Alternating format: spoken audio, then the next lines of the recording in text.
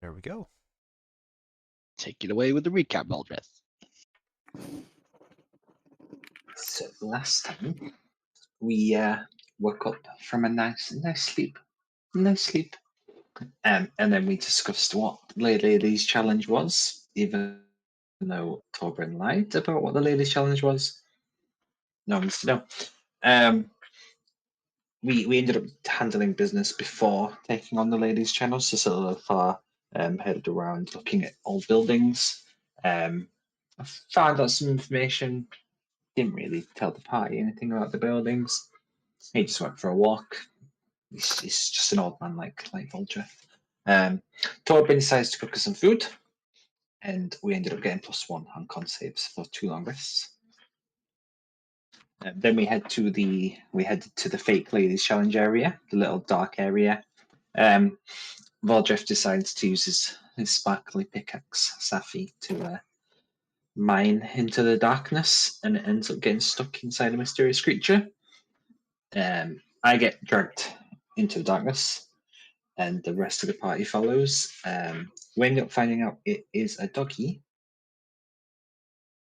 And his name was, I had it written down, but I can't find it.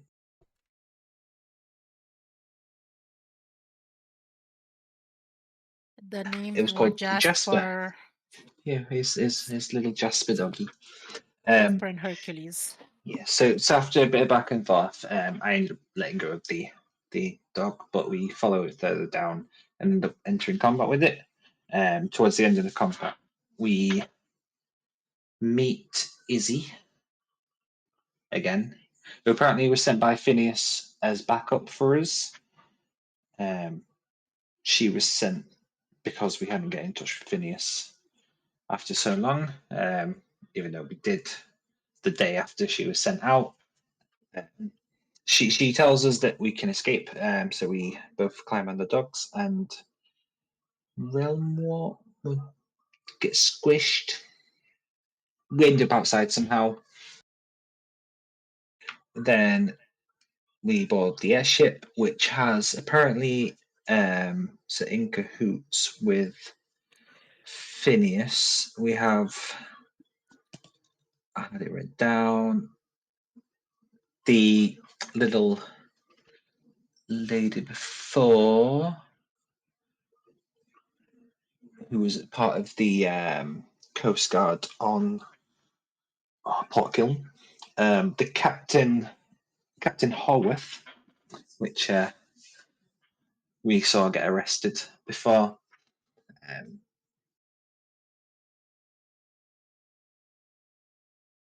So they were in the middle of something else. They picked us up from Keep. It's Lady Aries Crescent. That was the name of the little one. So we get told to go downstairs and play with the doggies. Well, not play with the doggies, but Torben decides to steal fish. And they have a whole little bonding moment there. And then while they fly to a new area, Solothar listens into what's going above on deck with the Dominion accents and grungy voices. Apparently, we all heard that a voice say the light is mustering and the darkness will snuff it out once again. Apparently, because we stayed outside, we did good, and then Solothar says he could have helped with the Dominion. And then Haworth explains that don't really need to do anything. And so if I try to probe more, we ended the day with me reading my book, and it's called Chapter Blacksteel. And I decide to message Varney was sending, telling him to go to Cragkeep because I wasn't happy with Lady Cragkeep. I was unsure if he got it or not because I just hear static. And then we all leveled up. Anyone else wants to add anything? Just that the Fairy Queen contacted me as soon as we were out of Cragkeep, and she mentioned that she's Yes. concerned about me and said to visit when I can and to go right, which is the exact opposite of what Voldred was told initially with the go left. I'm not sure if she means it as in follow the right path or anything, though, because she is Fae. Oh, now there's a thought, eh? And Yeah. so, on that conundrum, that mind thought-provoking thoughts ringing through the various members of the party as a new day dawns as you are aboard this sky-flying vessel heading, as the captain has expressed, due northwest.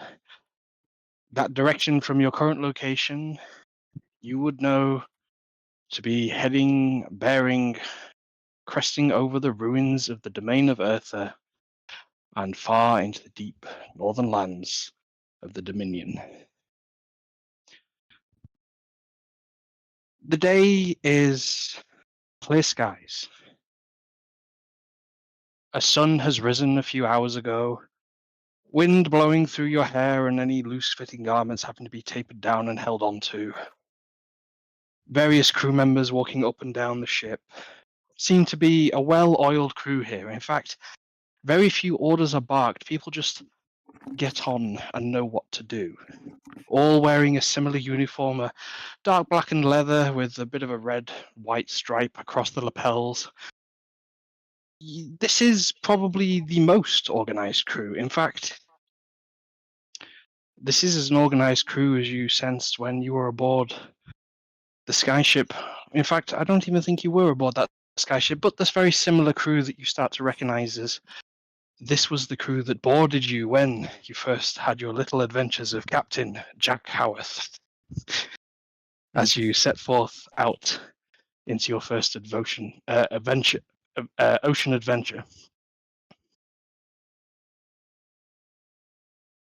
As the wind blows over the hull, bit of a westerly breeze. Who would like to open the scene with any business they'd like to be getting on or questions of the NPCs about today?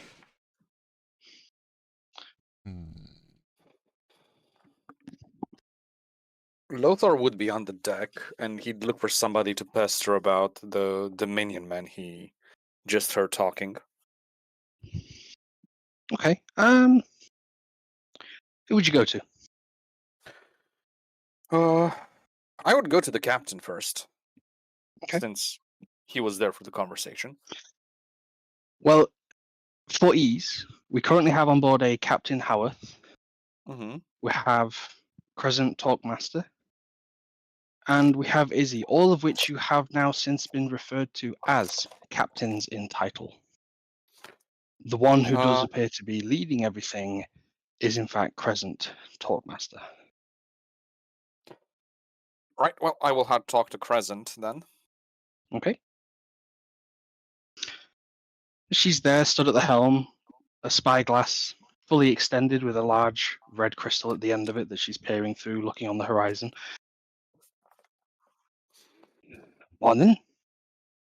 Got a minute, Captain? Aye. A few. Oh, was just wondering. How'd you get entangled with Order Knights of the Dominion?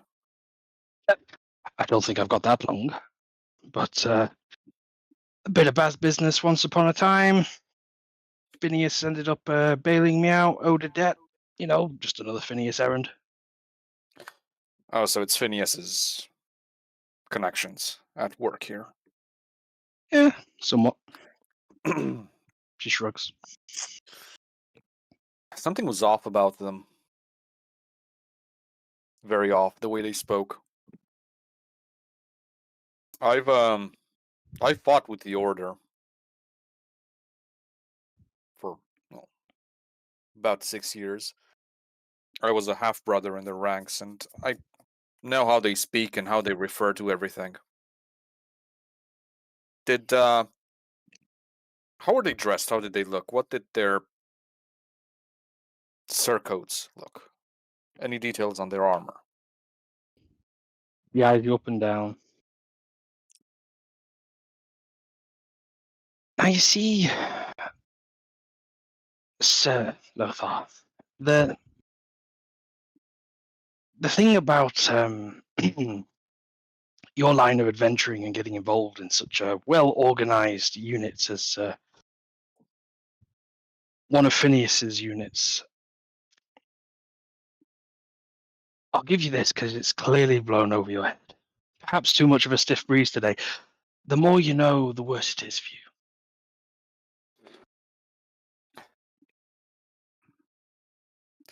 If there's one thing I have a But shred of loyalty for left, of any sort aside from myself, and I make no,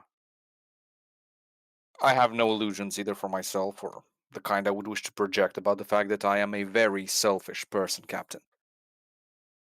But even with that, there's a shred of loyalty left to the people of the Order that I served with. mhm, you If do there's strike anything me as a man of your word. But I'm not really sure this is something you'd want to hear. You can make a persuasion roll if you want to press. I would. So if there's anything amiss DC is within the 12. Order's 23. 23. As If you were there's saying. anything amiss within the Order's ranks, and if by chance I ever get to see my old commander or my old brothers, it's something I would let them know about. I owe them that much.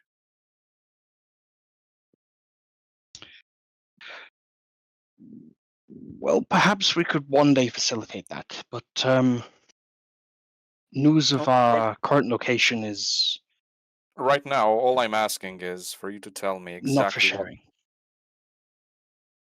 Fair enough. I just want to know what sort of men of the Order are you entangled with? Um,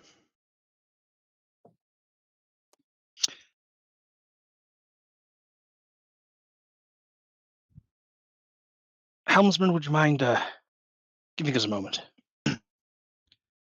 The sort of stumpy-looking dwarf at the helm takes a step back and sends a sharp look in your direction, as clearly a little bit spiteful, stops on down and gives you the helm itself on your private conversation now.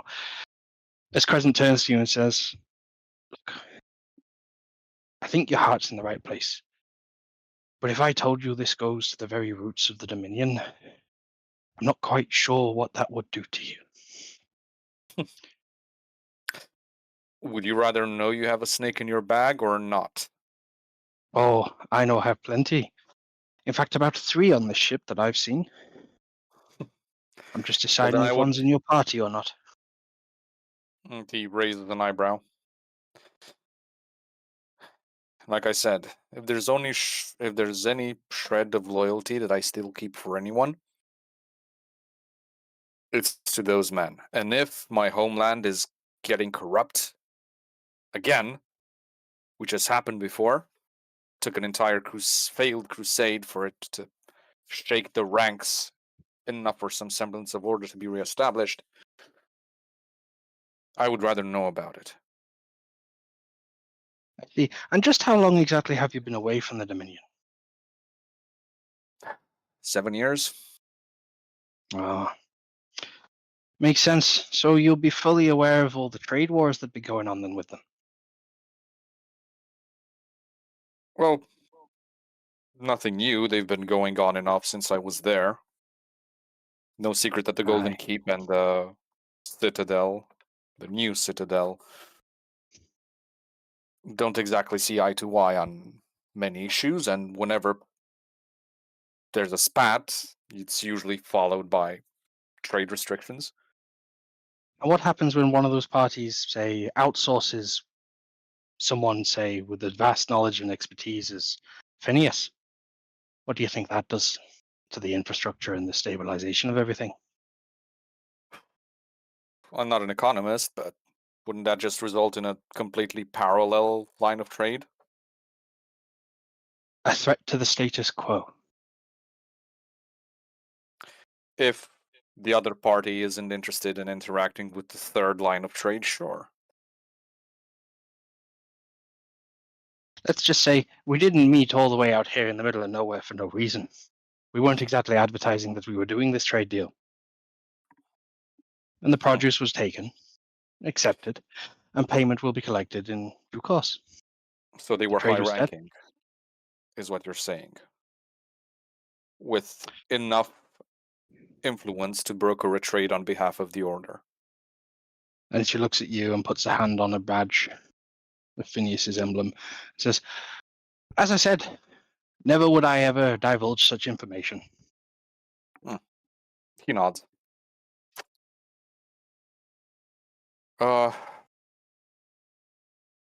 Their uniforms, what did they look like? Where was the gauntlet symbol? Was it over the heart? Was it over the middle of the chest? Ah, gauntlet. No. These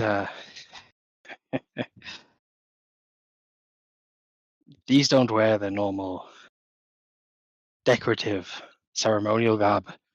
Not when they're out on business where they don't want to be seen. Ah. So plain armor then. Ah, if you could call it that. More like just simply yeoman on a vessel out to sea. Got lost in a awkward storm and then had a bit of a delay getting back home. And a few hundred gold pieces will mean that those portmasters wouldn't be paying too much attention to them extra barrels they bought. Now that you've been fully clued in, shall we have a look with that young dwarf you've got in your party? And she sort of shakes her hair back in the wind and attempts young to one or the awkwardly straighten it up a little bit. I'd like to young have one a or word the with you. very young one? The young one or the very young one? She looks at you and is like, I didn't see a third dwarf in your party. You got the old didgeridodger who's barely still here, and you got the He's fine barely ripe one. 100 years old. Sure, I'll fetch Thorburn. And the creak and the clank of boards bending underneath an armored figure should make their way to Torbrin as Lothar goes to fetch him. Down in the hull, where the rest of you are in your own hammocks and a little bit of private space, but not much. Your conversations are open aired throughout here and to be heard. What's doing post breakfast? Well, I would actually like to stroll around the ship, actively looking Okay. for any signs of the Residium barrel, but posing as if I'm a tourist that is just marveling at the ship. Maybe becomes a bit lost if I'm in areas where I'm maybe not supposed to be. You reckon you've been up at this a while? Well, but sure, since breakfast I would be strolling the ship. Sure. Give me 2 investigation rolls. Investigation. That's a 17 and a 9. I would say after about half an hour or so, you ended up in one of the cargo holds. Door was slightly ajar, seemed to have been recently opened. And with a 17, you find in a corner of the room of a not wet but dampened area. You feel, looking at the floor itself, there's rings of about 5, maybe 6 barrels that were placed here recently. The wet, damp rings still present on the floorboards. There's a white powder which you get down to and you immediately salt.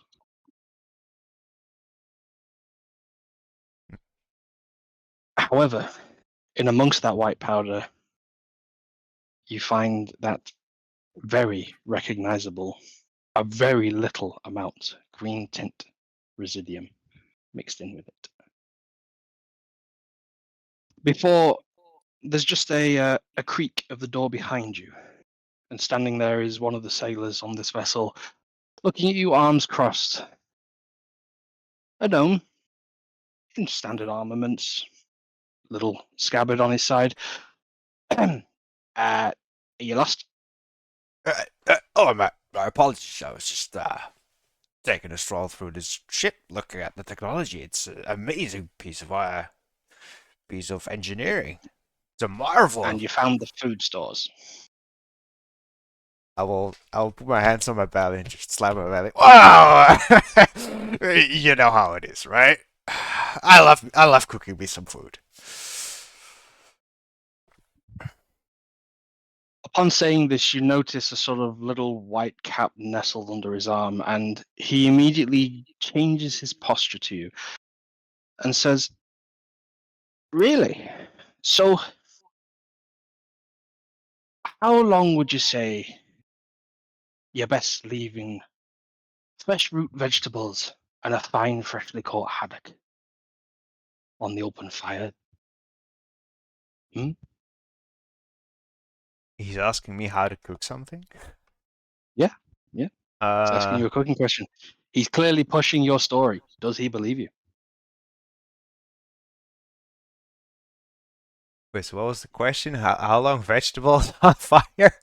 How long would you cook a fish on a fire, basically? A fish on a fire. Well, that depends on the intensity of the fire. How big is what type of fish are we talking about?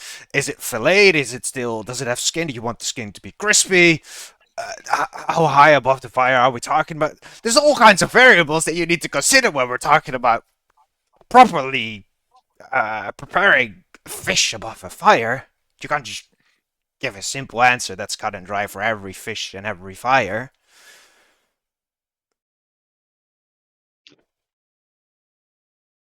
He grins and smiles and says, "Well, I've been looking for a sous chef." Oh, guess you found the one. Aye, well, grab one of them barrels over there. I was coming to look for that, then found a wayward dwarf. But hey, it's going to be a good morning after all. And plenty of conversation can be heard throughout the ship of a gnome and a dwarf talking about how to cook.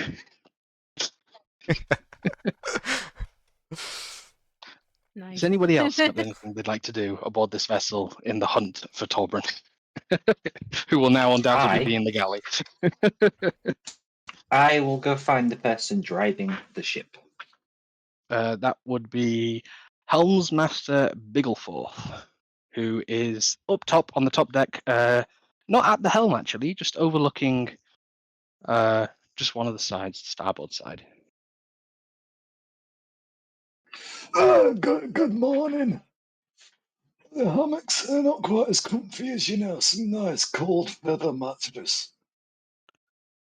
What did you expect? A 5-star bed in this place, is it? Have you seen me? Do I look like I go to 5-star hotels? Jesus, I'm asking for a pound of feathers. Anyway, Phineas, has Phineas told you about the little deal me and him had?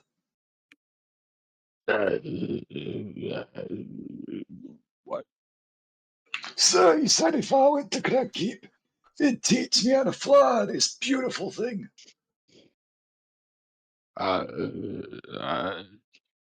He looks over his shoulder and looks up at the hill, and you just see a Salothar coming down the steps, leaving a Captain Crescent at the helm. And he sort of points up, and Biggleforth says, "You'll have to have a word with the captain on that one. That's beyond my decision making." Are you able to drive this thing or not? Aye, most certainly. Damn fine if Helmsman on board. Oh, then why would I want to learn from anyone else? Well, you're part of his crew, part of his ship. You follow the crew led by captain, you see. Or they make all decisions around you. I've got a question. Can she drive the ship? Oh, I'm best helmsman, but she'd be the best captain on board, and careful what you be saying about her.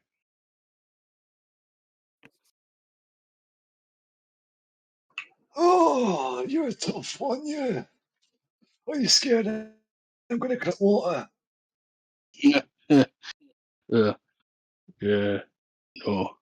More scared of what she'd do if I let a random stowaway picked up in middle of Cragkeep fly this vessel without permission, eh?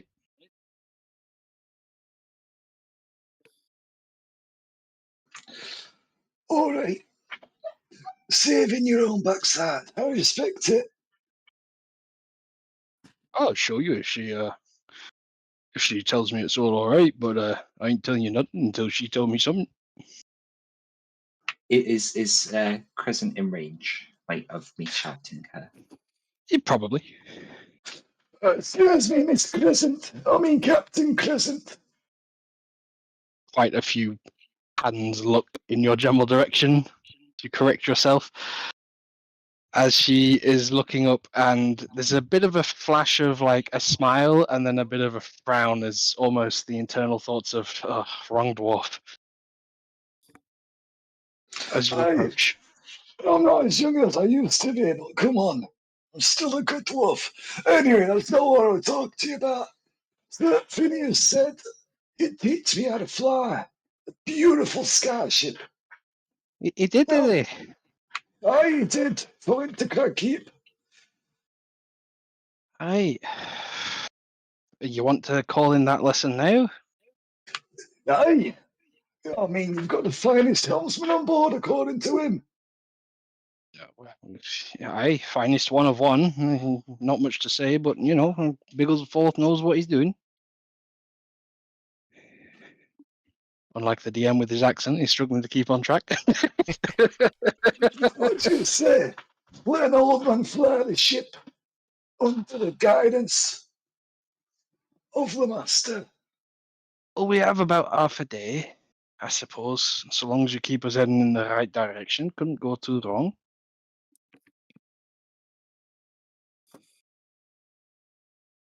Oh, say no more.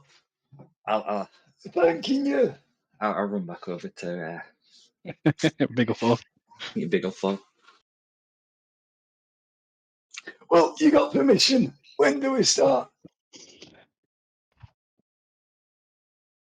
With a sigh that is only deafened by the wind blowing over, and a mutter in grumble under common breath.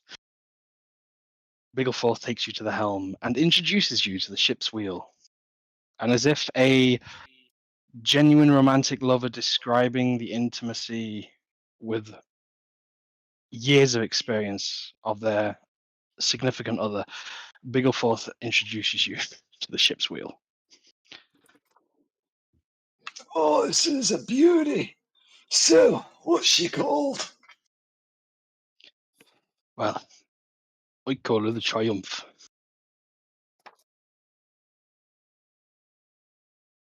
Lady Triumph.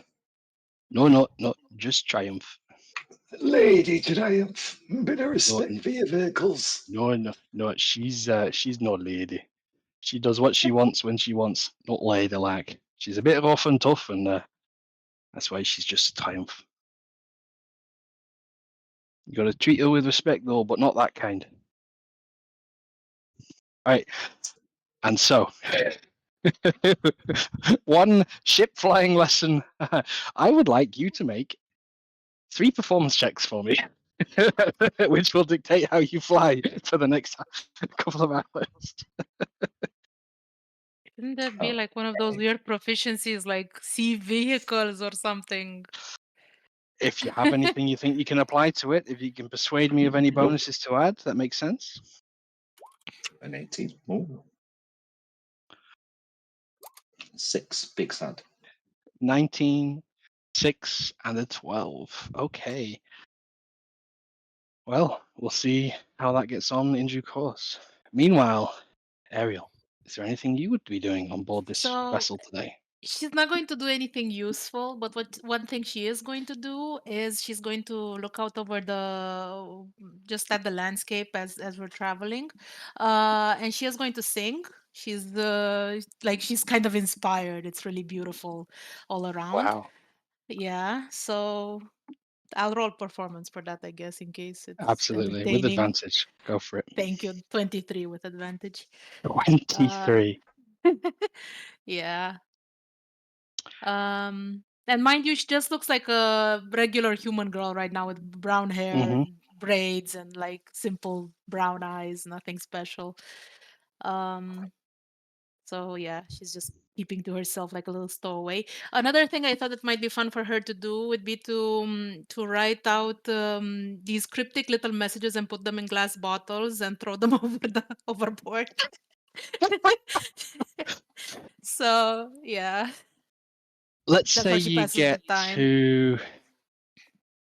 you get to the third bottle, and just as you're about to throw it over, a soft hand stops you, grabs your arm, as Izzy is there, and she sort of politely looks at you and just says, "What do you think you're doing, love?" I just thought it would be nice for people who find this to have a little something. They're just tokens. Well wishes. As you sternly.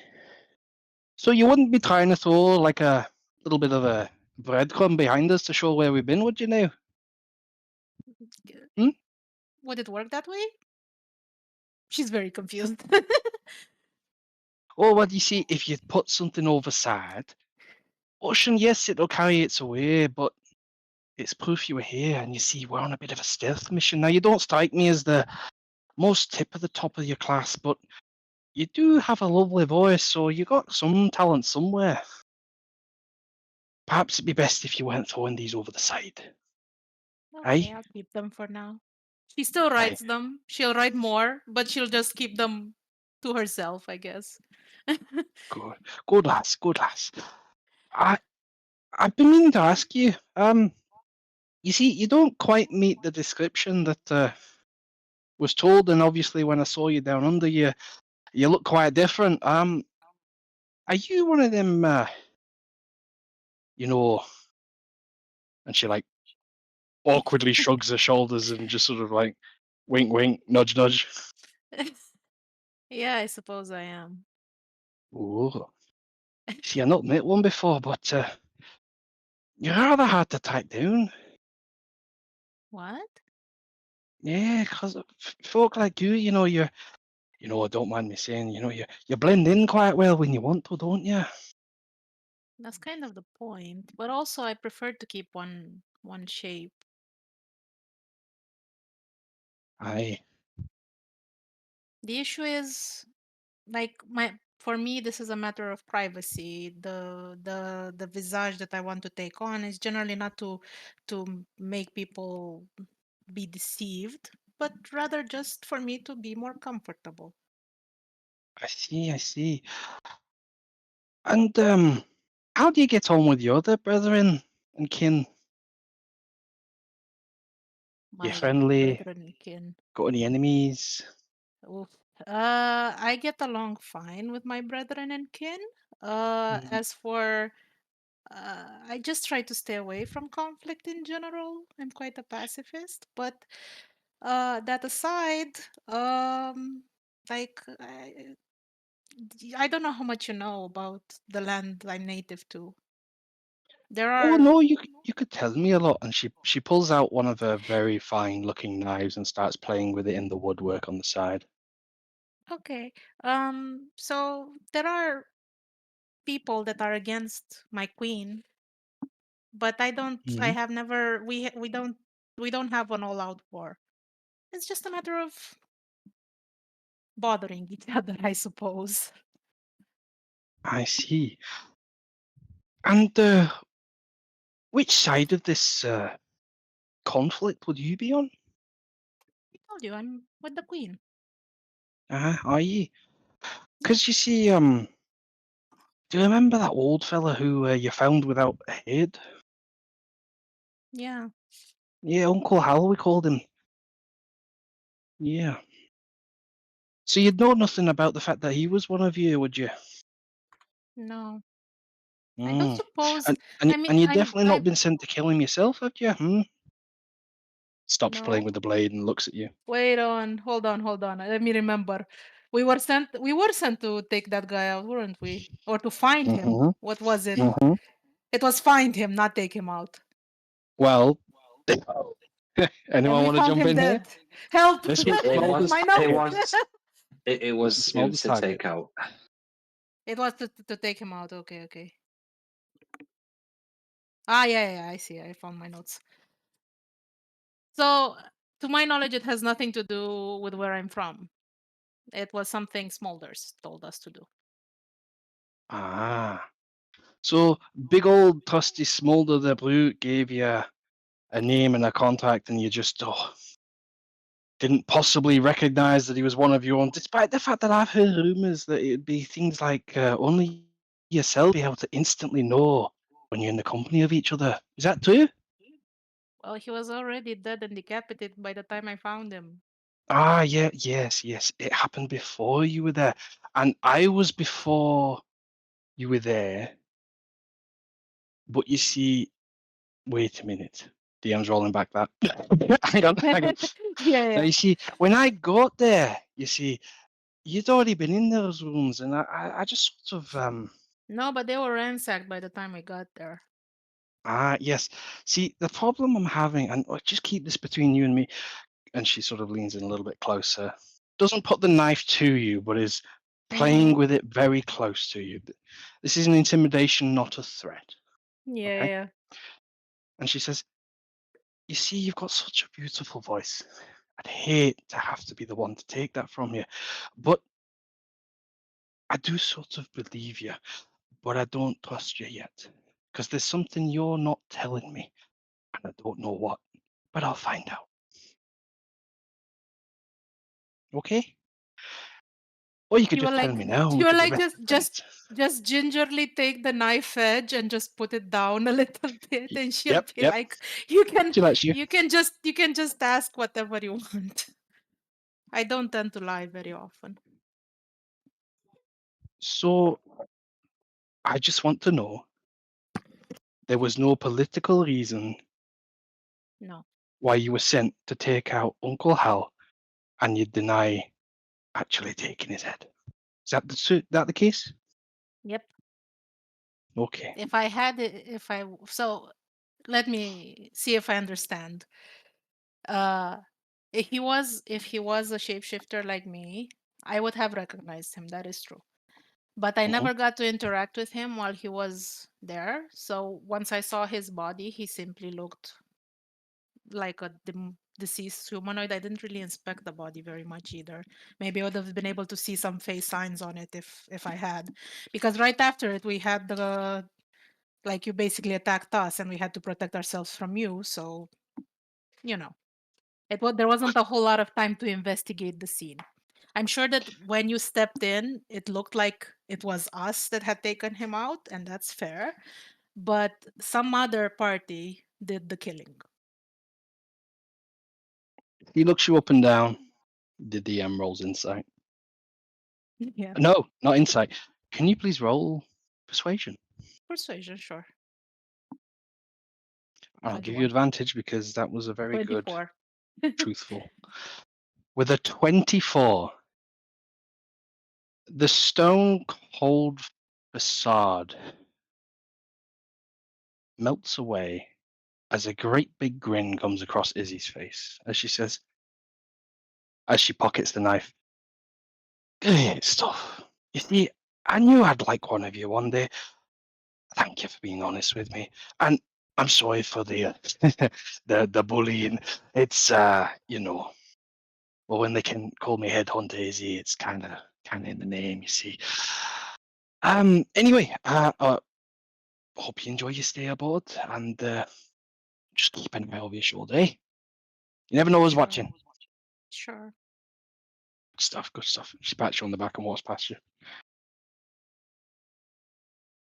She kind of just lets out this sigh of relief. Like, that was stressful.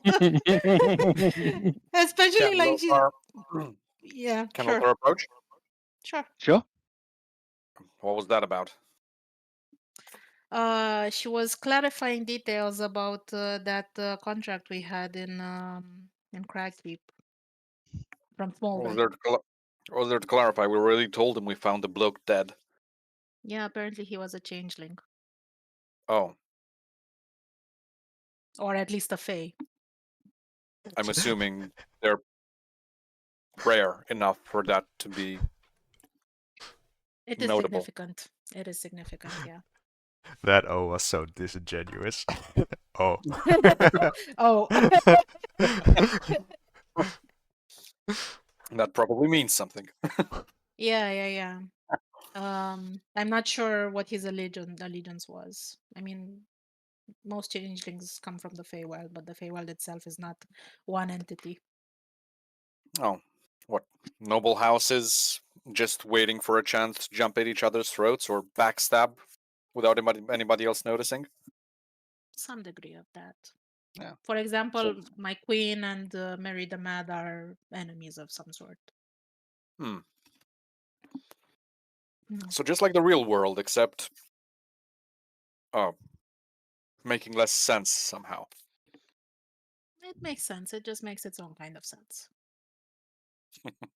I told you about the rules we follow. The fact that you Yeah, guys don't seem to understand them and ignore them, that's just why you got exploited in the Feywild. But that's... I don't know. Where I come from, rules are written down, carefully explained so that everybody knows what they're following and what they're getting into. And every contract has to be properly stipulated with no fine print, unlike in the Golden Keep.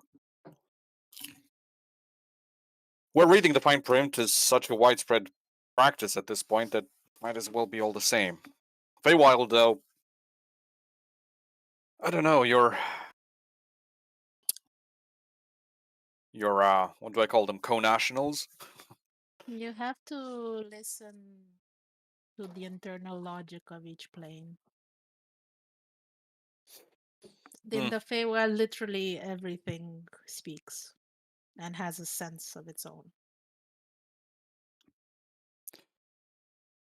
So how do you make two things that might as well be speaking a different language when it comes to what they actually mean come to enough of a common ground to cooperate and actually build something? Well, people always build. Building isn't about having the same set of laws. But in general, the Feywild does function according to the 3 rules that I did tell you guys about. You remember the rules of hospitality, the rules, and she'll list them again. Which everybody we've met, from what you guys have told me, was trying to bend one way or another. No, they weren't. Really? Wasn't Mary the Mad close to killing us? No, she wanted to take as much from you as she possibly could. Same thing. Under the guise of the rules of hospitality. She treated everyone very civilly. Now, I'm not And going to sing her praises because she's not someone I want to deal with ever again, but we probably will. reminds me of the old nobility, old Dominion nobility. The more things look like they're not the same, the more they are the same, aren't they? Said Lothar poignantly as he looks across the sea. Yeah.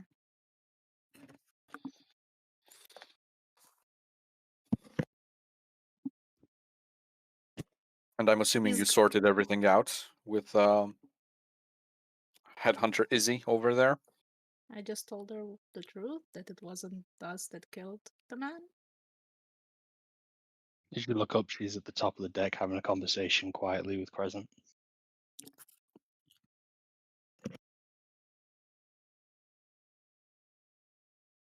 Yeah, well, Crescent just For told what? me that. Yeah, sure, go ahead. No, you go ahead. What was it? Crescent just told me that apparently it only took about 100 years before my homeland was back to their old ways of trying to backstab and start wars. They never learn. 7. Hmm? 7 years. Time you've been away. In the time you've been away, basically. Now he's counting the 100 years of relative order and peace that rain imposed up until it Sure. started degrading again. Wow. Wow. Ah, well. And they sing him praises. On one hand, oh, last Senesh all this, last Senesh all that. On the other, hey, how can we start another war that breaks this world apart? I would Do you understand. think do you think the state of the Feywild is better? We don't have wars, but we harm each other through espionage and subterfuge. Hmm, that's commonplace if there's a noble involved, and I should know I'm, well, a minor one, but still one. But no, it's what gets me is the fact that I don't even get the luxury of calling it hypocrisy. Because You can. whoever's, not if they actually believe they're doing something right, it's just downright stupid and misguided.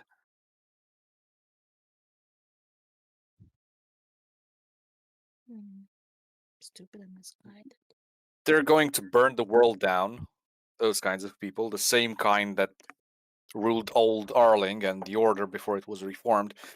They were perfectly willing to burn the world down with the certainty of that they were doing what's right. That's what gets me.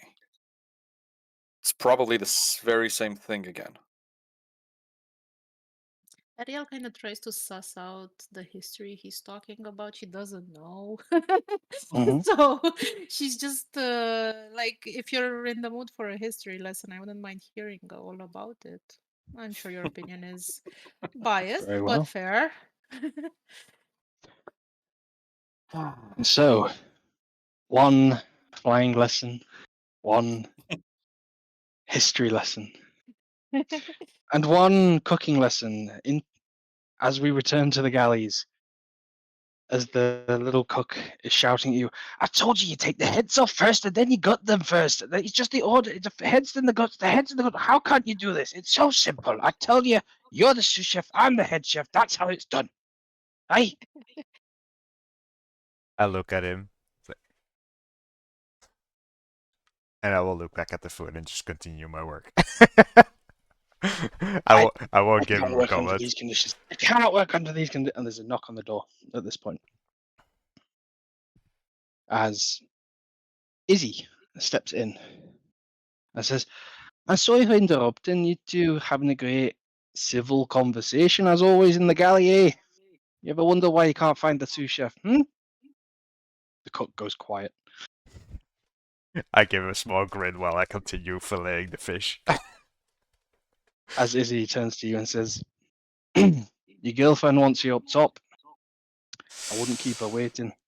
Apparently someone was sent to come get you. She's asked me to do it myself. She's my girlfriend now, eh? There's a grin across her face. Slip of the tongue. Aye, that's what they all say. All right, let's hear what the lass has to say then. And I will. Will I throw the fish at him? Well, the attack roll if you want. Unarmed strike with fish. Ooh, is he wielding? Is he wearing a knife or any type of utensil? Yeah, he'll have a knife on him. He's like I will- busy trying to fillet fish as well. I will doing his try to throw the fish in such a way that it would sort of get filleted by throwing it at the knife. Sure, Wow. make a dex check. Make a dex check. I like this attack Fancy. rolling. Dex. A knife. A 9. You sort of throw it and it just lands and bounces off his person. Oh, yeah. And Izzy just pulls out the dagger and immediately starts twirling it. He shuts up as the door closes behind you on the way out. Kind of a waste of the fish, but oh well. He deserved it.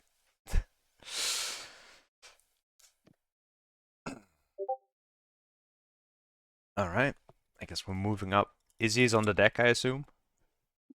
Or Crescent Crescent, is I mean. on As you come up, you see Crescent's actually moved to the front of the ship, away from the ever interesting flying lesson that's going on at the helm, seemingly a little bit not as particularly well with those rolls for the second part of it, but otherwise seems to be going quite It's a bumpy okay-ish. ride.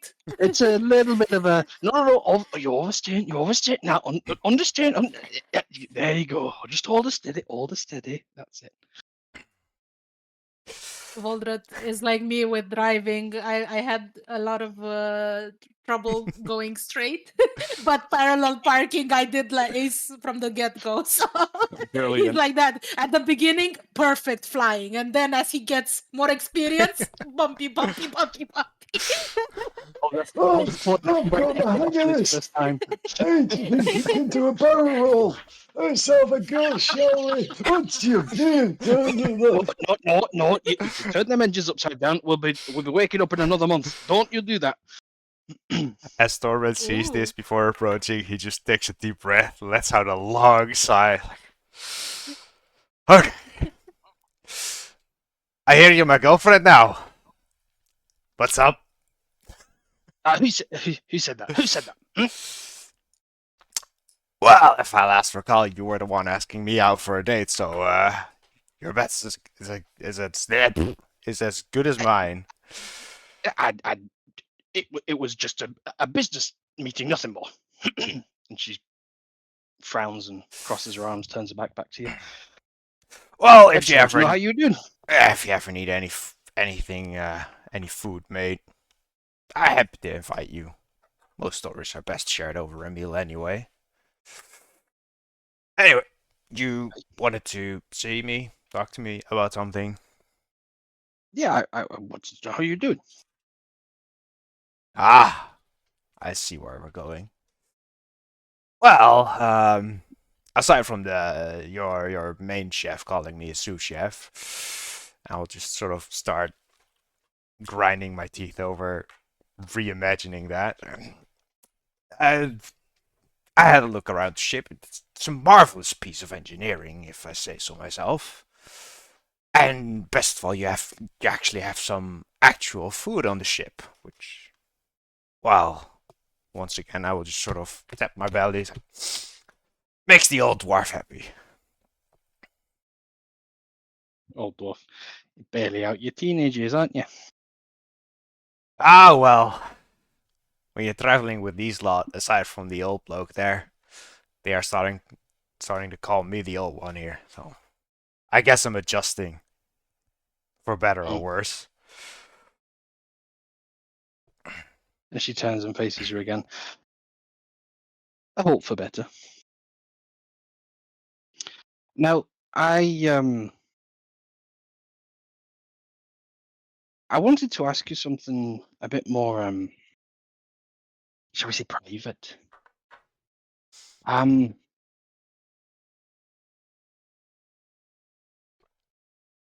see, Izzy's told me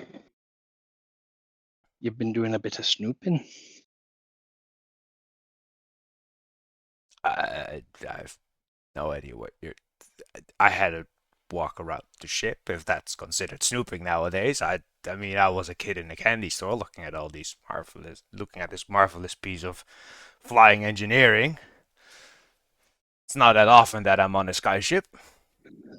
As a She taker holds out her myself. hand, and she just says, "Hand it over." I trust Izzy's word over someone I've not known more than a couple of days. Or in fact, a few weeks at this point, I lose track.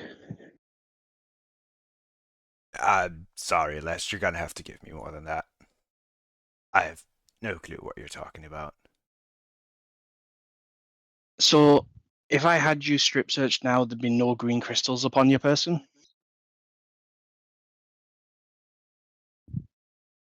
Who's to say that I don't? But who's to say that those would be yours?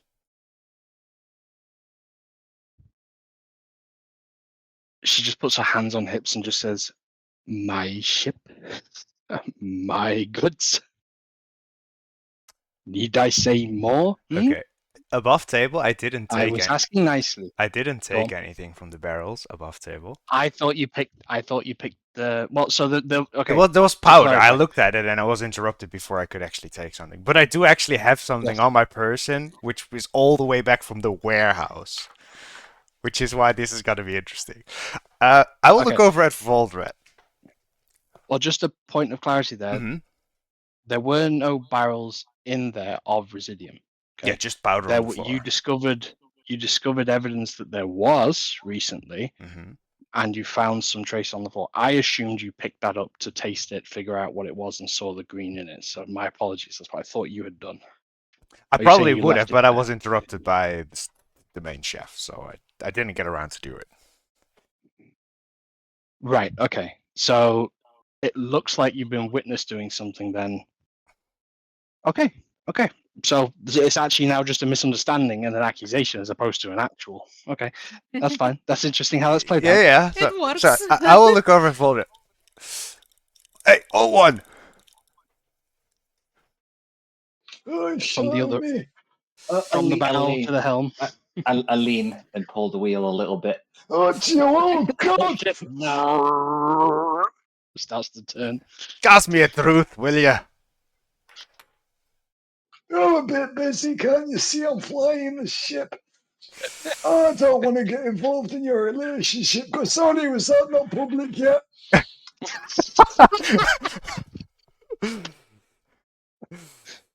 I'll sort of fluster, look at Chris, and it's like, is this really where you want to go with this? Hey, she just wants to get you naked. You know what I mean? Fine, She I'll be. stammers a little bit and seems short for words.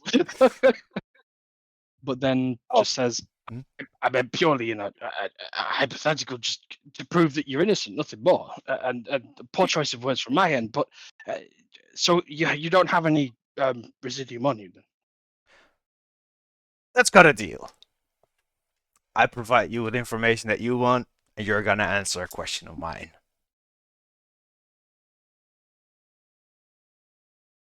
You go first.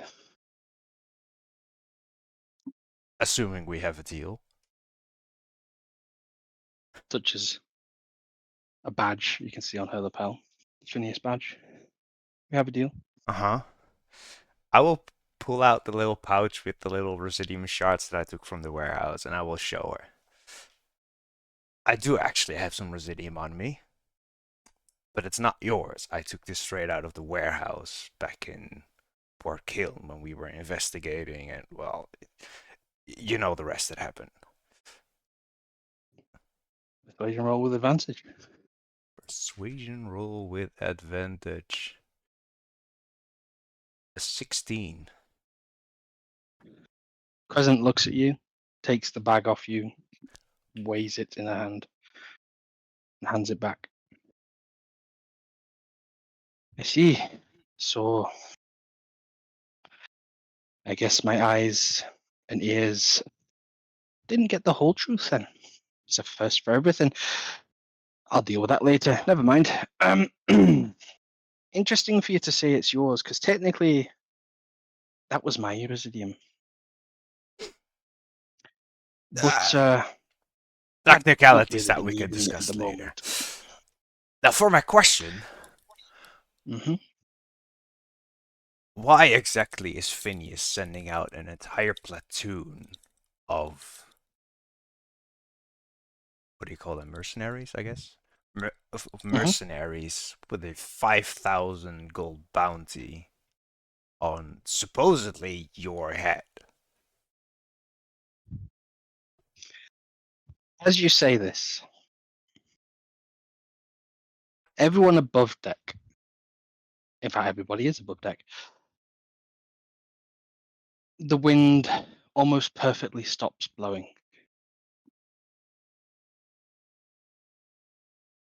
The creaks of the vessel as it flies through the air almost pause, like a pin drop could echo right in this moment. As every able hand and party member on board, up top, turn to look at you as you say this.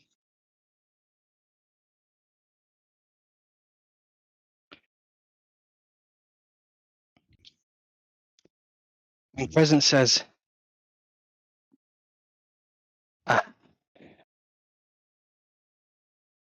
we're going to have a words with time and place.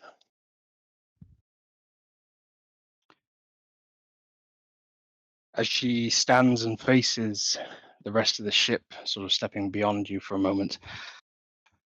I've heard about it. And I know there's some among you who think you might be working into a nice big payday when we land. I'll say this to you, the three of you on board here. You can choose if you wake up tomorrow, because you won't be rich either way. And you'll not be setting foot in this vessel again. But you can choose tonight if that 5,000 gold is worth it, or if that'll be the end of it for you. And the rest of you, I'm not going to name names because every single one of you has been with me for years at this point. And I trust you as much as you trust me, and never have I led you astray, have I? It's a sort of quiet murmur amongst the crew before Biggleforth shouts, Nay, ne'er once has she left us wrong. Aye, ne'er once, ne'er once, ne'er once, ne'er once. And Crescent says, and ne'er will I. 5,000 gold. I'd give you a week before you'd spend it all anyway. What we're out here to do, I promised you witches beyond your own dreams. If you want to sell that ruined dream for everybody here for simply 5,000 gold, go ahead. It won't be me you'll be running from for the rest of your life, but every other member of this crew. It turns back to you, Torburn. Mm-hmm. Next time you fancy making some public statements, can you just run them by me first? I guess I should have clarified that I wouldn't be shouting that from the deck, but it's fine. It's happened. It's great.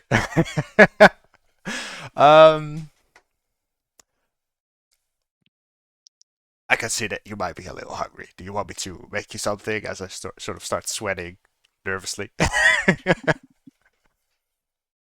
Clearly now in a position of a bit more comfortable having control of the setting, Crescent sort of turns and coyly says, maybe a bit of a fish tartare wouldn't go amiss. I'll be on my way then. But I'd like to catch up on this, maybe privately a bit later. Fish tartare coming up. But tonight, yeah. Tonight. All right. I will sort of awkwardly scurry away.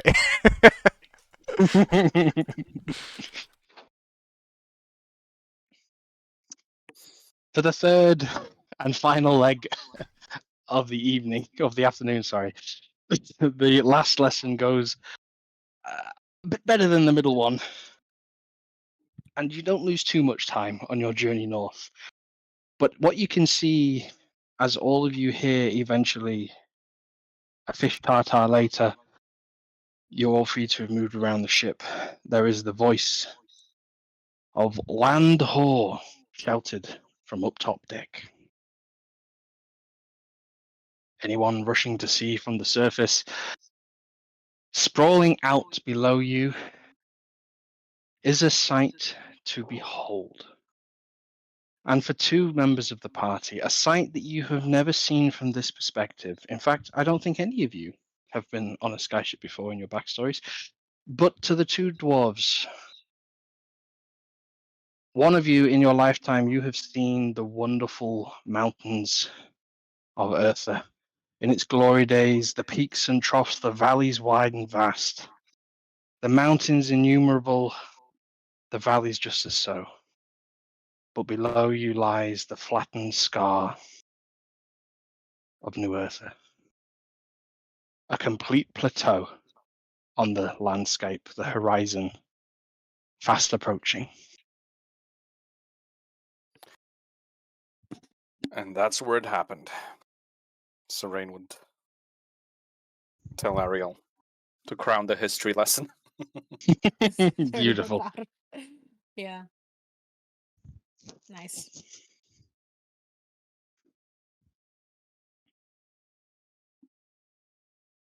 As the night comes in, the sun beginning to set behind, well, not really behind you, sort of to your left. The captain, Crescent, says her final instructions for the evening and retires to her cabin, giving you a sort of a sideways glance, Torben, at some point. The rest of you, is there anything you would like to do this evening aboard the vessel? As you get the impression and the instructions, you will be landing in the darkness. But you have the option to stay and sleep on board the ship if you wish. Sir Lothar would ask Torben whether he wants to play a game of dice for about an hour before going to bed. Sorry, my apologies. I've just realized where we are. You'll be sleeping on the vessel tonight, basically. The sky, It's something sunset, you'll have right? realized. Something you'll realize: the skyships don't fly at night; they rest, touch down in the water. Okay. I see. And it's around sunset right now, right? The sun is setting. You probably have maybe like a bit of time.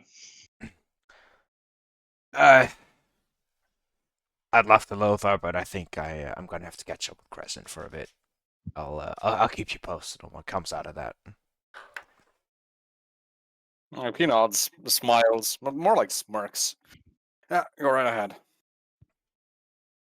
I'll take in the side.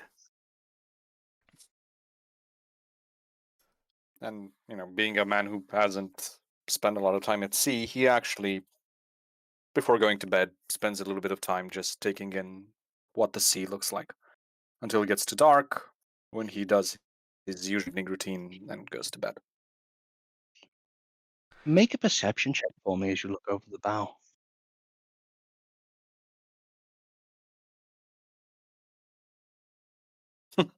Double it. 8. The sea sort of begins to change color from the deep blue of the ocean, and you can see it beginning to sort of lighten slightly as you approach the shore. For a moment, you could swear maybe there's this shape under the water, like a wreckage of a vessel. But just as quickly as you fly over it, as the ship is beginning to descend itself, it could have been anything. Not too far off the coast, as the Triumph begins to descend and eventually touches down with a great splash. Just in time. Sorry, as the it's a sun rough sets. landing.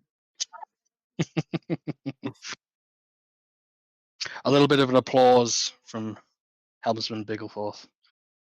Not bad for a first timer. I don't say so myself. Well, when you treat her like a lady, she'll fly just right. Good night. Lesson over. Same time tomorrow, eh? Nah, no, you got one lesson, that's it. We got an early start. All right, I'll go read me book. But you die. I'm having your little helms job.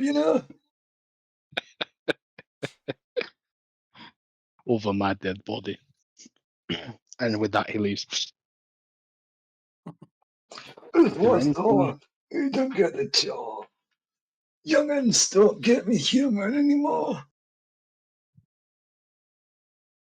Is there anything anyone would like to do before you mark off a long rest? Yes, I want to have a chat with Crescent. But before that, I will actually inquire with the main chef what Crescent likes to eat and drink.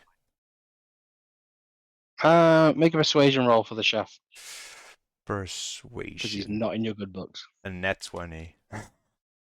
Natural 20. He's not gonna enjoy that. Okay. What I will say is this. Because it's a natural 20, he doesn't give you misinformation out of his jealousy and frustration. But he also doesn't really help you. But he says she likes a glass of red and she enjoys a Dominion special. Would I know what a Dominion special is, given that I've had a couple years in the Dominion? True. What would a Dominion special be, Mr. Dominion? Well, judging by the title, it would be tavern food. Mm-hmm. So the most common type of actual tavern food in the Dominion and outside would be a beef stew with potatoes, carrots, spiced with pepper and paprika, and simmered until the meat is just about to disintegrate. Similar So to you goulash. find all of that on board, but no beef and only fish to replace it with.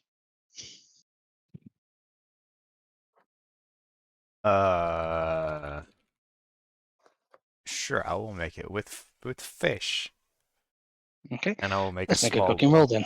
A cooking roll, cooking roll, cooking roll. A 16. Okay. I just described that, and now I'm hungry. I've not eaten yet. Welcome to my character. And so, a knock on the door after sundown. You're invited in. But a boot closes the door, and stood behind the door is Izzy. What are you carrying there? Oh, I've not smelled that for ages. Oh, it's fine. I trust I can leave you now, eh? Aye. From the other side of the room, sat at the desk, Crescent nods. And Izzy steps out and says, I got a I'm delivery for watching my you. girlfriend. Mm-hmm. Yeah, No watch, funny business. watch me all you want. You'll just get Mhm. jealous.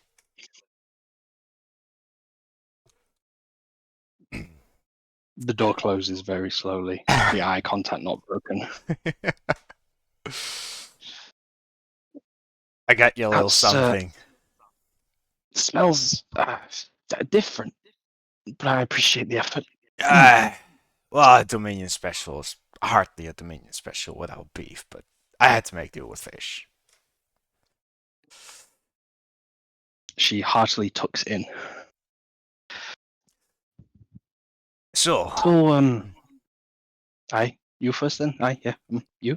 Mm-hmm. about that Thursday, a couple of weeks ago, Mm. you never actually told me if Where you it stood was me the. up? You never actually told me if it was the morning or the after or the evening. I had planned to go both times, but I'm gonna have to check what we did. And you didn't show it either. Well, you see, where Izzy got us from, that's, well, let's just say Phineas got in the way, as usual. That's what Phineas does. Aye. So consider And this a how, little making up. I appreciate it. As she's tucking in. She seems to ponder on her next thought, on her next question, and carefully phrases it. And as follows: How devoted are you to Phineas? Well, Because you're a little bit different.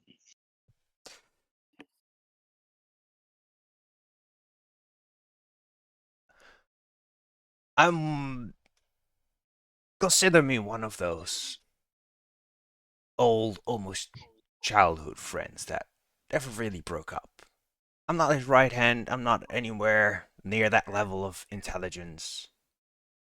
But there's always a level of unspoken trust between us. We don't always meet eye to eye, but when push comes to shove, we can either make amends or we can how would you say that? We can look the other way when stuff doesn't always go to plan. And at the end of the day, I want to say we can have a laugh, but you know how Phineas is. He's always just straight to business. But well, I will put my gun on the table. Avalanche. If it wasn't for Phineas, Avalanche probably never would have been. In fact, he's one of the main, uh, almost caretakers, if you will, who would actually teach me the art of gunsmithing back when I was but a little rock. So I have that to thank him for it.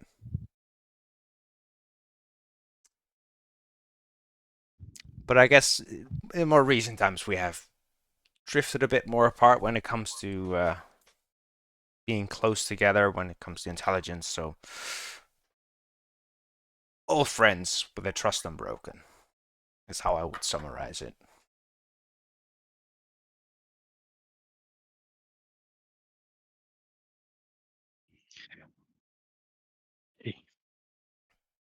That's a shame.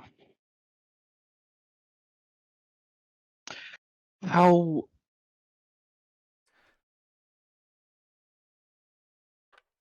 what she starts a sentence for the third time. Visibly anxious, but confident, but struggling to phrase something. As she says, "You seem simple enough to alter the earth. So if I gave you a hypothetical scenario and asked which side you would take, you know it's just a hypothetical, yes?" Before you continue, allow me to extend you the same trust that I extend Phineas. As much as we had some quarrels in the past, those quarrels are not much different from some quarrels that I've had with Phineas, and you have equally also made up for those quarrels by extending an arm when we were in need. Consider this conversation privileged.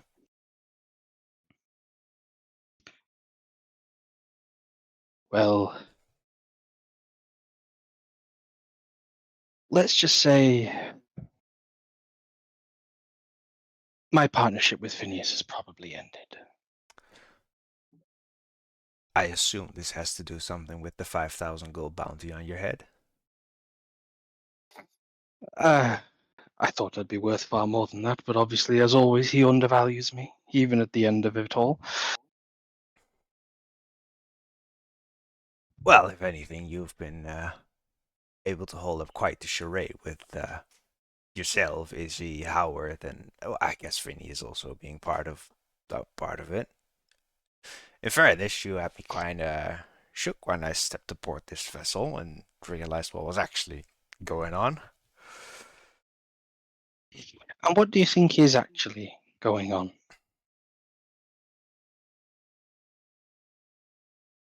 Well, aside from, I'm gonna have to dig in my notes for this. Does anyone know the name of whoever owned the warehouse competition of Phineas? The fishman. Yeah. Uh, I'm gonna have to dig so deep for this. Anyone? I'm looking I'm through it. looking. The fishman who owned the warehouse in Port Gill.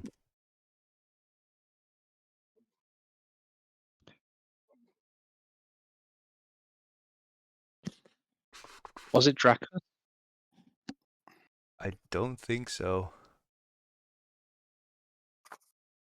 So we had Scribbler. I'm kind of close. Wasn't it Dracus? Yeah, I thought it was Did- Dracus Shearmantle. Ah. Yeah, probably. Well, if I'm piecing together the pieces of the puzzle a little bit from what little information I've been given, Phineas is looking to do something with Residium, and so is at least one other party, assuming that's Dracus, but I'm kind of in the dark with that, and clearly you know something that I might not about this, which has caused you to reconsider your stance on who you want to be fighting for. That would be my best guess at this point. I could give you 1,000,000 gold reasons for that reconsideration.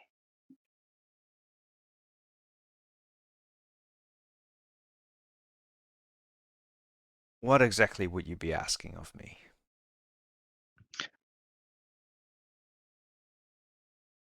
And before you answer that, let's just say if I were to decline, this conversation never happened, we will go our separate ways.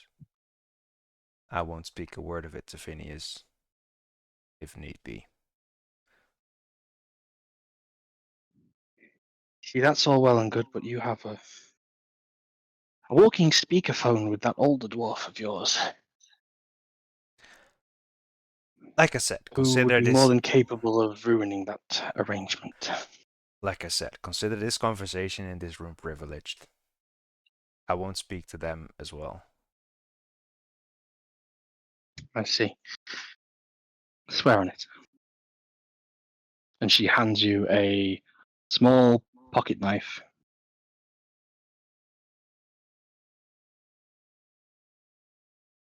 Would they be accustomed to just sort of like make a slice in your hand for this? Yes, basically, Sure. like a blood bond. I will take the knife and I will make a little cut in my hand. And I assume She does the same. we give a firm handshake on it. A very firm handshake, a strong handshake that sort of surprises you a little bit. A strong grip, I see. I don't let go of things, and I only do for very good reason. All right. You see, I'm more confiding in you because, well, what's the point of having 1,000,000 reasons and no one to spend them with?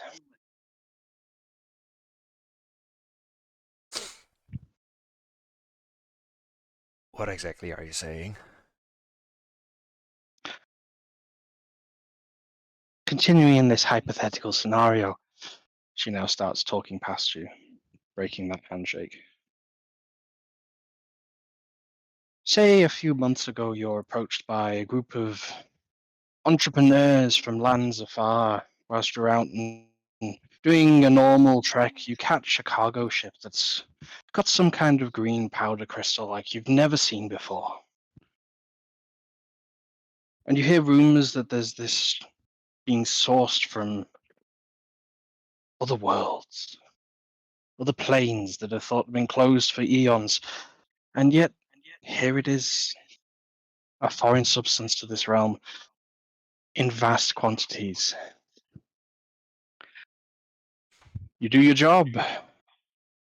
You pass on the information. You send it up the food chain through the legal infrastructure, and then, of course, naturally to the the head honcho at the wheel himself. Phineas gets his eyes on it, and then naturally wants to get his hands on it. And you know it's only a matter of time before that will happen. I will sort of look a little down and sort of talk to myself. It's like, I know exactly where this will take us.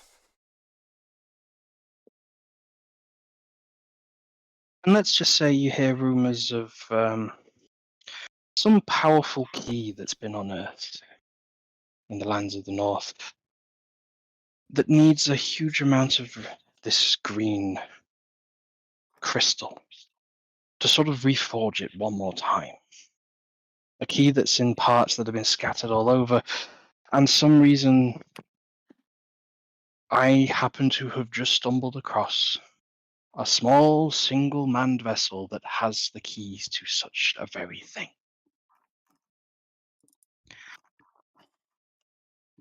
And you get messaged one day that just simply says, bring this produce, ensure it's safe travel to these coordinates at these times. Well, that would be about 12 hours ago. You'll receive new instructions to which we have adjusted our heading and are almost there. And payment will be expected upon landing to the tune of 1 million gold pieces, Dominion. What exactly would this key allow someone to do or access? I know not, but I can certainly think putting something like that in the hands of Phineas would be very dangerous indeed.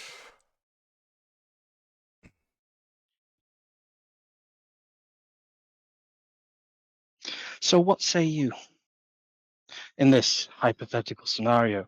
And at this point you realize she's got herself repositioned facing you. There are 2 wonderfully crafted handles of handcrafted pistols visible on her waist. Answer me this. What is the driving force for you to do this? Is it the 1 million gold? Is it something else? Stopping a corrupt tyrant, getting his hands on something that could potentially do unspeakable truths, and then getting 1 million gold in the doing so, I can only see that as a win-win. How about you? Well, I agree with the sentiment that you're going for. What makes you so sure that preventing this Presidium from going to one corrupt tyrant and that you won't just be selling it off to another corrupt tyrant? Well, you see, Captain Howarth is wanted in almost all seas across the globe. That means he gets into the courts of very high officials all over, and he hears things that he really shouldn't, but he has a bit of a gift, as well as his gift of gab, as much as I'd shut him up. But he's incredibly perceptive for a man of his temperament.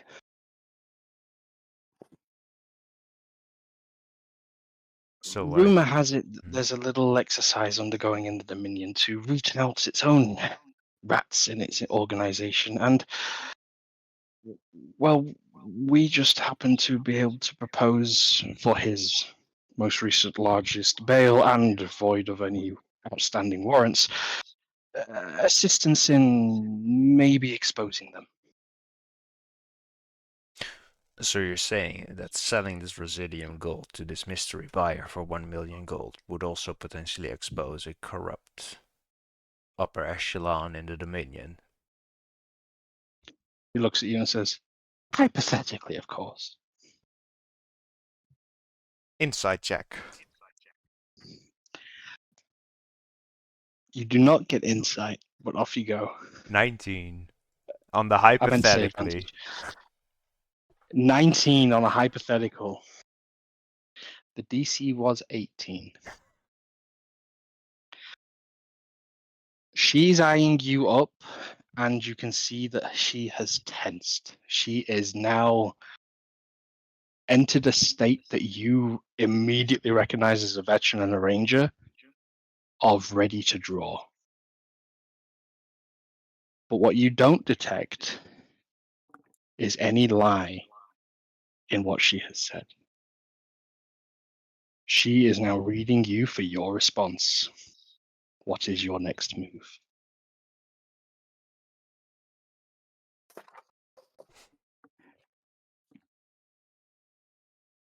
Let's take a couple steps back. I will sort of lean down at her waist, like, there's no need for that. I will put my rifle on the side of the table, just out of arm's reach, I guess. Just to show her that I don't mean her any harm. He relaxes a little bit.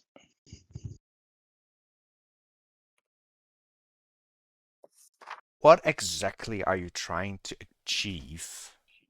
And what would you want me, what role would you want me to take a part in that?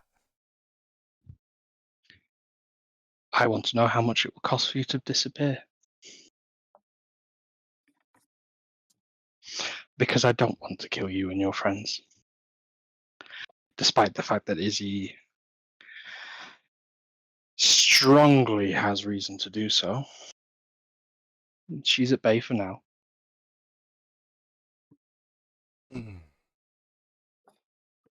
Let me be frank. I myself have my own reasons to distance myself a little bit from Phineas, to put it lightly. As much as that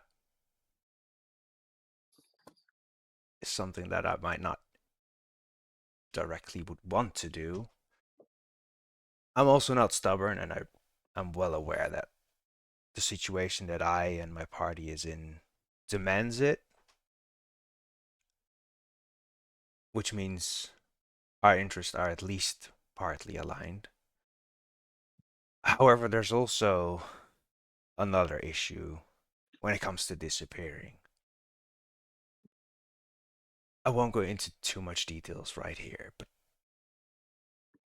we are probably one of the most wanted people on this, what will we call this, an Earth above table?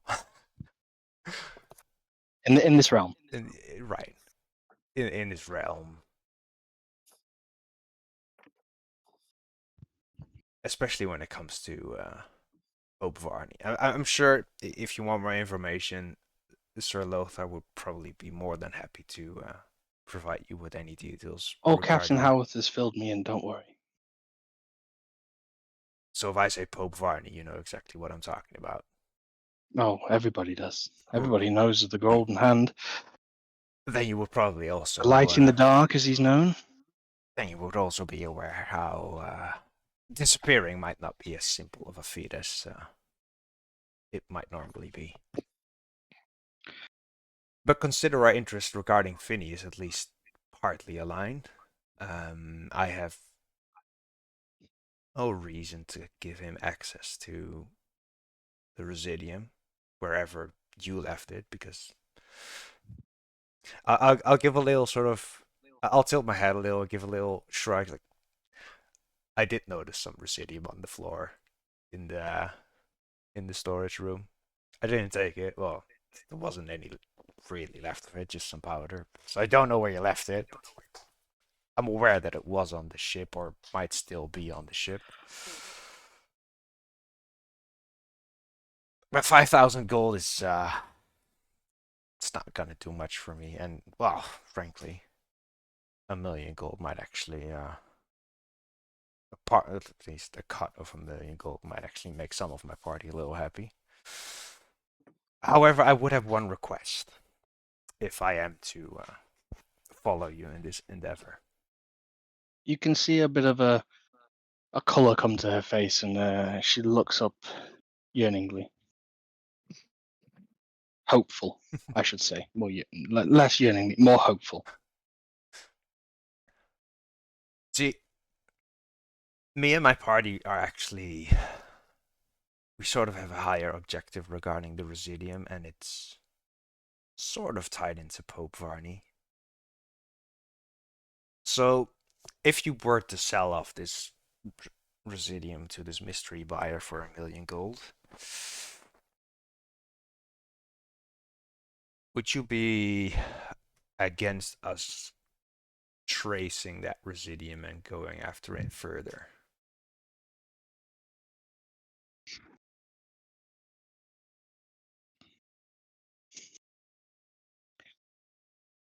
In 2 days, the ship and crew will disappear off the site and never be seen again.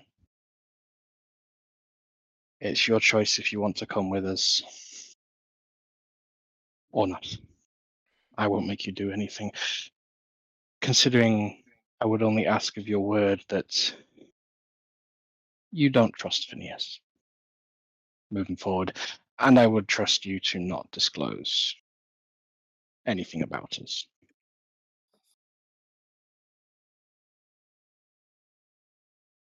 I will spit in my hand and I will reach out my arm for a handshake. He leans in and kisses you instead. Oh god, I'm not mentally prepared for this. um, Is that a curtain call, or is there more to be said? wait, I'm gonna do a dex. Wait. Fuck, it's a 6. She takes me by surprise. She gets me. Okay. Gets You're you. gonna move out the way. uh, yeah, I'll just sit there, starstruck, flustered. I see. I guess that means the fish tasted good, right? Jeez. Where does the player want to go with this? Do you want to keep role playing, or do you want a curtain call? Up to you. I am so not mentally prepared.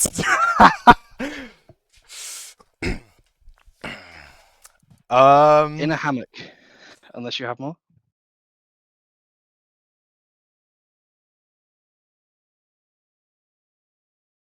Sure, I'll stay with Crescent for the night. Okay. In a hammock, several floors below.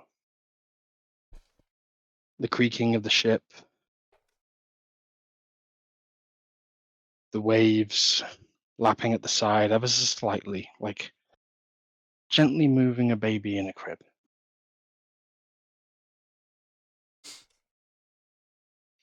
The chapter that you flick through to Voldreth. What was it called again? It was Black Steel. Black Steel. As you're reading through the pages, what is your light source?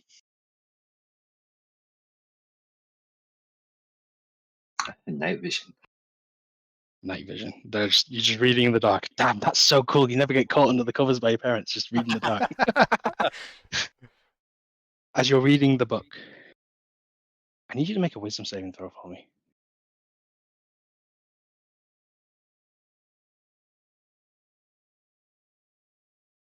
A 21. Okay. That's pretty good.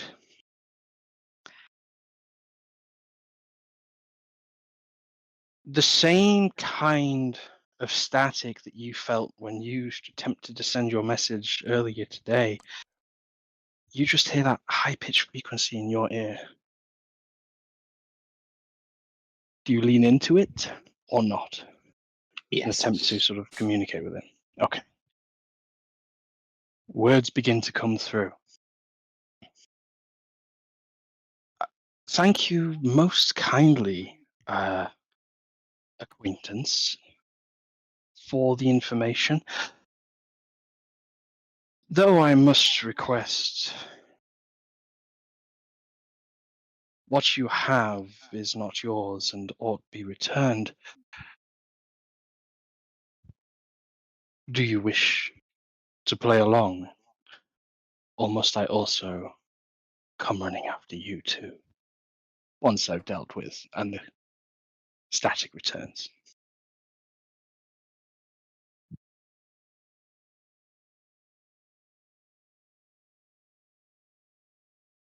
You may reply to this static after the tone.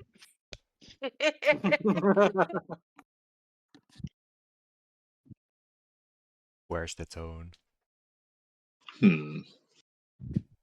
You can also hang up. I'll just hang up. Say job's Okay. done. Okay. In revenge sort. Is there anything anyone would like to do before a long rest? After some sweaty action, I will tell Crescent that I now understand why she's called Torquemaster. Oh wow. Oh, the creaking. That's not the ship, is it?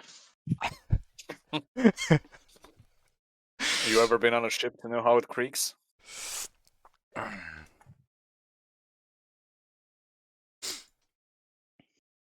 Oh, it's Dawn a fair breaks. point.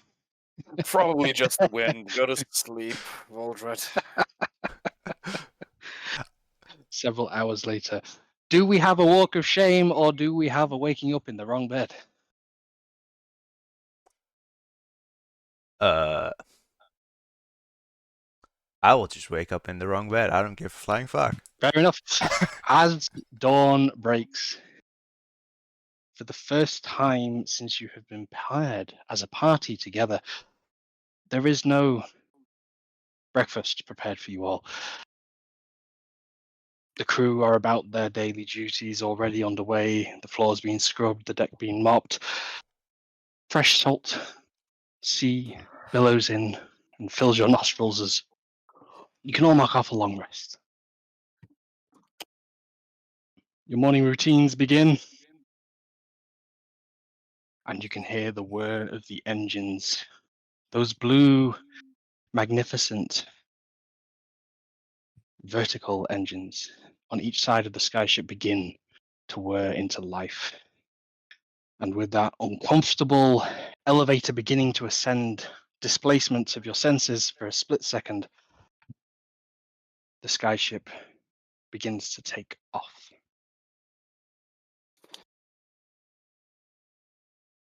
And just because we're in a narrative position, I think that might be a good place to stop for tonight. I got laid. If you want to turn Yay! the recording off now.